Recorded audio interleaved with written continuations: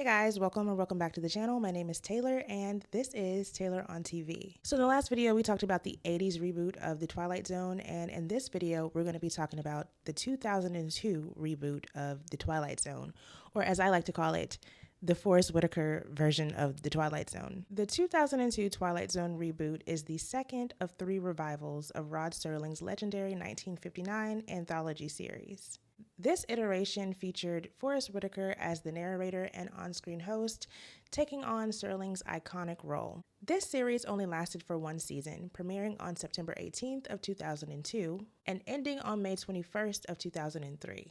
In a nutshell, the series was cut short because of low ratings. So it was originally meant to be aired on CBS, just like the original and the 80s reboot, but this version was picked up by UPN in hopes to attract a younger, more hip audience. So one of the most puzzling parts of this reboot for me is Forest Whitaker as the host. I don't understand, or I don't know why he was chosen. I have been trying to research this for the longest time and I have come up with nothing. So if you know why Forest Whitaker was selected to be the host of this reboot, please comment down below and let me know. It just feels like such a random casting decision, and I just can't figure out why he was chosen. Now, don't get me wrong, I really like Forest Whitaker as an actor, but I don't like him for the narrator of the Twilight Zone. So the other two narrators that we get to see on screen are the original Rod Serling, and then in the next reboot, Jordan Peele. Now, both of these men have this mysterious, cool way about them. Forest Whitaker does not have that. So I don't know what it is, but I just cannot take Forest Whitaker serious. And I think it has everything to do with the fact that he's not wearing a suit the way that Serling and Peele do. He's just wearing like this blue shirt most of the time, or like I don't remember what he has on exactly, but it's just not giving the Twilight Zone. It's giving, who is this random man that just stepped into the screen of my TV show? And then the facial expression that he has when he walks into the screen, it looks like he wants to start laughing, or the best way I can describe it, it looks like if you texted your friend like a really funny message in a crowded room and you're waiting on them to see the message and you're just like looking at them from across the room. Or even grosser, like a gross example, if you farted in a room full of people and you're waiting on them to smell the fart. That's the facial expression that he has on his face. And so I can't take him serious whenever he steps into the screen. And I literally bust out laughing every time I see him. I don't know what it is. Comment below if you get what I'm saying, or if you feel like he did a good job at being the narrator in this reboot. So other than Forest Whitaker as the narrator, this reboot has a bunch of celebrity cameos. It includes Jason Bateman, Method Man, Usher, Jessica Simpson, and a bunch of other people. And I think, again, this was an attempt to bring in a young, hip audience. So I really can't decide if I like celebrities being on the Twilight Zone or not. Every episode, it seems like I was looking at a different celebrity and trying to figure out where I know them from, or just looking at Usher and Jessica Simpson like, look at Usher. And I realize that this is a personal issue that I have, and it does not take away from the show at all. It's just something that I can't decide if I like or not. So in the 2000s, we took a big transition into a different aesthetic when it came to media. The lighting, the color grading, the fonts, everything was so different compared to the original Twilight Zone and even the 80s Twilight Zone. Like, I don't know how to explain it, but the whole vibes of this era just makes me feel super nostalgic because that's when I was growing up. And it really doesn't even feel like the Twilight Zone when I'm watching it. It feels more like I'm watching Goosebumps or something. So even the theme of this version was affected by the aesthetic of the early 2000s. I think the theme song was done by Korn. So all of this just really makes me miss the early 2000s, and I have a really hard time focusing on anything other than the nostalgia of the early 2000s when I watch this. So moving on to one big issue that I have with this reboot, and that is the pacing of the stories. So a lot of these stories feel like they're incomplete or rushed, or as if there are key components to the story missing. Every story told feels like it is the grand finale of like Buffy the Vampire Slayer or something. It feels like there was a lot of story missing, or a lot of steps to build up to this episode that we didn't get. I feel like I feel like I have a lot of complaints and a lot of things to say, and I think it would be easier to break all of this down if I go ahead and get into the episodes. So without further ado, let me tell you guys about 3 of my favorite episodes, or 3 of the most interesting episodes from the 2002 reboot of The Twilight Zone. Okay, so the first episode I want to talk about is called Evergreen. So I'm going to read you guys the brief synopsis of this episode and then talk about it. So in Evergreen, a rebellious young girl and her family move into a gated neighborhood whose inhabitants place conformity and well-to-do behavior above all else. As time goes by, she learns to dress and act like all of the other kids in the neighborhood. However, her curiosity still persists, and she befriends a young man who, like her, questions the rules the community has set forth for them and indulges in vices such as cigarettes and liquor. One night, she sees him being put into a van and taken away by the neighborhood patrols. As time goes by, she soon discovers that children who go against the teachings of the neighborhood are taken to a factory where they are turned into fertilizer and do indeed become evergreen. Eventually, the neighborhood council deems Jenna to be a threat to the neighborhood, and she is taken to the plant to become evergreen herself. So that is the whole episode, and I guess the writing of this, it just doesn't match up to the first 2 versions of the Twilight Zone. This episode in particular, it really felt like Buffy the Vampire Slayer, because you just see this girl turned into fertilizer or turned into a tree, and it's like that's it, that's all for her. She deserved better, or I feel like she deserved some sort of justice and did not deserve to be turned into fertilizer. I don't know. It just seems like Buffy should be on the way to fix this problem, or Buffy should be on the way to shut this neighborhood down, but that's all you get. And I don't know why I'm expecting more, but so the next episode I want to talk about is To Protect and Serve, and this one is starring Usher. So this episode begins with a police officer named Eric Boggs, played by Usher. So Officer Boggs is called to a crime scene where he saves a woman who is a prostitute from being killed by presumably a pimp. I think they say he's a pimp. But Officer Boggs kills the man who is trying to hurt the woman, and he moves on about his day. In the next few days, he begins getting phone calls from this deceased man claiming that he's going to come back for the girl and finish the job. Now, the officer, I want to call him Usher, so I'm just going to call him Usher. So Officer Usher receives phone calls from the dead man over the next few days, and he doesn't understand how this is happening. He even goes to the morgue to see the man's body, and he just cannot explain it. Now, his partner, she says that it's probably just guilt from taking a life, and most officers do deal with this after doing so. But Usher knows better. He feels like this man is going to come and take this girl from beyond the grave. Somehow, he just doesn't know how. Now, there is like a little bit of sub-story or something that isn't really talked about where Usher knows the prostitute personally, or maybe he grew up with her. I really don't remember. It's been a long time, but I feel like there's like more story that needed to be dug up, or this would have been better told over the course of more episodes. But he goes to the prostitute and he tells her that he would like to stay close to her to protect her, and she's not trying to hear it. She just thinks he's being a police officer or being tricked somehow, I believe. So ultimately, the prostitute does end up dying somehow, and Usher feels guilty about this because he feels like he didn't protect her the way that he knew he could. And after she passes away, he begins receiving phone calls from her. And I think she's actually with the pimp in the afterlife or wherever they are. And so he's getting these phone calls from her asking for help. He goes to the crime scene where he saved her the first time. Like literally the scene replays out where the girl's being held hostage. Usher takes like 2 steps forward and he's killed this time instead of saving her life. A lot of the times people have guilt or like a survivor's guilt kind of thing. Even though this man was holding this woman hostage, you never want to take a life. And as an officer, I can imagine that being a hard thing to do.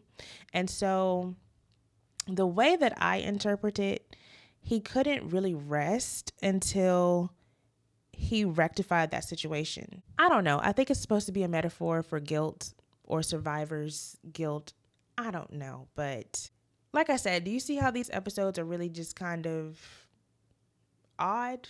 So the next story I want to talk about is called Gabes Story, and this one is starring Christopher Titus. Now, this is one of those instances where I know this man from somewhere. I just couldn't put my finger on it.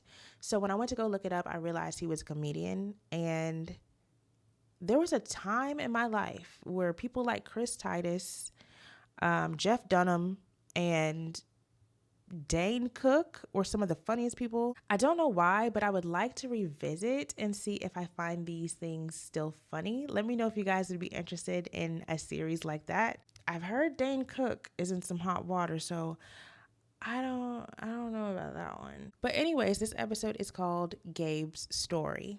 Episode begins with our main character Gabe getting into a car accident, and immediately after the car accident, he blames his bad luck. So after the accident, Gabe goes home and he's talking to his wife about all the things that need to be done. There are repairs that need to be done around the house. One of their children needs braces, the usual stuff. So the wife insists that he talks to his employer again about making more money, but he complains, saying that he can't get the job because he's not a butt kisser. So between the car accident and this conversation with his wife, we can learn that Gabe is one of those people who don't like to take responsibility for their own actions. He blames bad luck. He blames the boss. He does everything but take accountability for his own actions.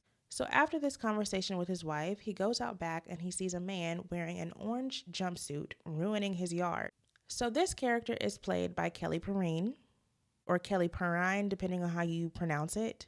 But this is another instance of where do I know that person from? And it didn't take me as long to figure this one out, but he actually is from the TV show One-on-One, along with a few other things, but I know him best from that TV show. So the man in the orange jumpsuit is in the backyard killing all of Gabe's grass. Gabe confronts the man. The man is actually surprised that Gabe can see him. Now the man figures when Gabe got into the car accident, he hit his head, and that's how he can see him. Gabe calls his wife out to see the man ruining the yard, but the wife doesn't see anything, making Gabe feel like he's a little cuckoo right now. So that night, Gabe meets up with a friend, and they talk about everything that's happened that day. Now, this friend is played by an actor, and again, it's one of those instances where I know you from something. This actor, his name is Jed Rees, and I know him from The Ringer. The Ringer is a very problematic movie, but back in the day, it was one of my favorites.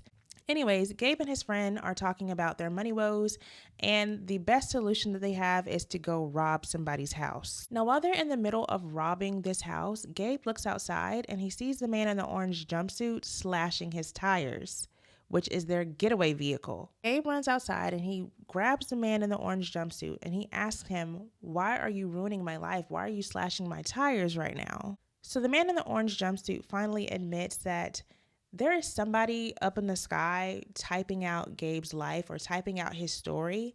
And the way things are supposed to go, Gabe is supposed to get caught after robbing this house. And the best way for that to happen is for his tires to be slashed or for him to have a flat tire so he can't outrun the police. And so I'm not sure if the people typing in the sky is supposed to be a metaphor for God or your path of life. I don't know. Gabe demands to go talk to the person who is actively typing or writing his life. So when Gabe finally gets up to the sky and meets the person that is writing his life story, he finds out that this person is actually writing for 6,000 other people. And if she doesn't write something, then nothing will happen in their lives. So she tells Gabe what she has planned for his evening or what's next in his life and how he's going to get caught by the police. And Gabe demands that she changes his story immediately. She is unable to change large scale things, so she has to point him in the direction of her supervisor. Again, I'm not sure if this is supposed to be God or what, but Gabe talks to the supervisor and they come to the conclusion that they can change Gabe's story. Gabe ends up with full control of his own life. And I think the way he ends up getting control of his own life is by saying if he controls himself, that's one less person for his writer to have to manage. So everybody agrees that Gabe is going to be in charge of his own actions. So back in the real world, Gabe has control of his life and him and his wife work things out. So things are looking up for him now. And that is the end of this episode. I think this one is supposed to be like a come to Jesus moment for Gabe. almost as if he sees where his future is headed and he can turn his own life around, or he finally realizes that every bad thing that's happening to him is his own fault or a result of something that he has done. Him robbing somebody and going to jail and then having the nerve to go talk to this writer about how it's her fault that he's going to jail, or please don't write this in my story. How about you don't go rob somebody? But I guess it could also be seen that she was the one writing him to go rob people. I'm not really sure, but I know for a fact this episode is supposed to be touching on taking responsibility for your own actions. I know that much. Or maybe I'm overthinking it and it is just supposed to be bad luck. And so ultimately, I am so torn on this reboot. I really want to like it, but it just feels off. It feels like something is missing. One last thing that I want to touch on before ending this video. One thing I really didn't like, or one thing that made this feel less Twilight Zone to me, is the use of technology. Some of the episodes lean into technology so much that it feels like Black Mirror. So, for example, there was an episode in this reboot where a man was dating a cyber girl, or like an AI woman in this headset. And the twist in the end is that his wife was also cheating on him with that same woman. And we've come so far, or I'm looking at this from a 2025 perspective, where that doesn't even feel like the Twilight Zone. Like, it doesn't seem so far-fetched. I'm sure somebody is on some AI goggles right now talking to an AI woman. And now that I'm saying that, it kind of speaks to where we are as a society, that was so taboo to be featured in the Twilight Zone, and now we are living in the Twilight Zone. And the use of technology in this way kind of feeds into the whole point of Black Mirror. Black Mirror is like the Twilight Zone, but it focuses a lot on our relationship with technology. So this episode actually felt more Black Mirror than the Twilight Zone, and I had a problem with that when I was watching it, but in hindsight, being in 2002, that was very Twilight Zone, now that I'm talking myself through this. So I don't blame them for looking at things in that way in 2002. I mean, how would they have known that this is where we would be in 2025, and everybody would own some sort of AI or some sort of cyber person to talk to? People use ChatGPT and talk to ChatGPT as if it is a lover every single day. So I guess you could say we're living in the Twilight Zone at this point. So speaking of Black Mirror, in the next video, I'm going to be discussing the 2019 reboot of the Twilight Zone. This reboot feels a lot like Black Mirror because it leans into the modern sci-fi horror territory. So stay tuned for that video. But until then, don't forget to like this video, comment down below your favorite episode from this 2002 reboot, and I will see you guys next time.